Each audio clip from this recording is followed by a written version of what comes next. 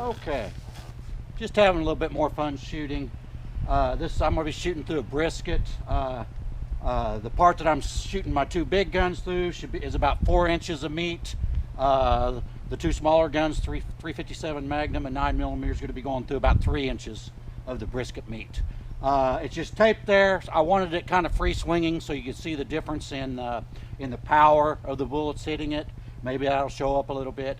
This is in no way supposed to simulate going through human body or anything of that nature. Now most people don't have muscle tissue 4 inches thick. So this is more muscle tissue than what you'd normally go through on any body. But this is just a comparison between the different calibers to see the impact, what kind of hole it makes in the meat and that kind of stuff. So it's just for comparison between the 4 different bullets I got. So the first one is a 9mm with Lehigh Defense maximum expanding bullet in it. That's when I carry a 9mm, this is the bullet that I actually carry in there. So let's see what it does.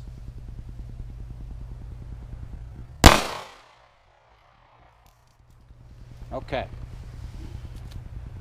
Next one is a 357 Magnum with a buffalo bore, low coil, low reflash, hollow point bullet in it.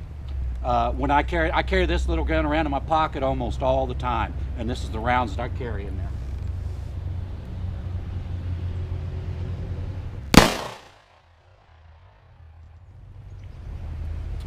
Okay, the next one is a Governor.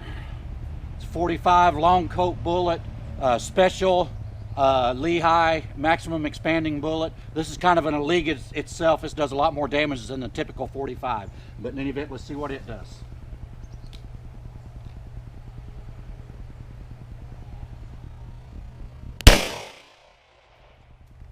Okay. And then the last one is definitely in a league all by itself. Smith & Wesson 460.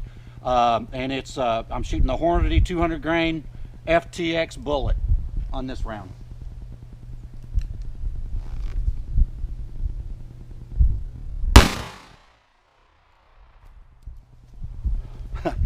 I think you can even tell from that shot that's in a league all by itself. So in any event, let me take a look at the video and see what it shows. Okay, there's the 9mm. You see pretty good amount of flesh going through there, blood squirting out. So I imagine that little 9mm took out a pretty good sized chunk of meat there. Next up is the 357 Magnum. A lot of small pieces of flesh there. It's a faster bullet, so that flesh shot out faster. Now we're looking at the 45 Colt out of my Governor. That blossoms out big. You can see the big dent it put in that meat. Moved it quite a bit of flesh. So as expected, that took out a bigger chunk, I'm sure. And there's the 460. As you can see, the 460 is just in a completely different league.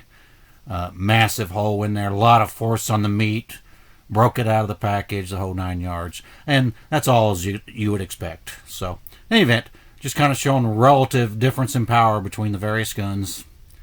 So anyhow, I think that'll do it for now.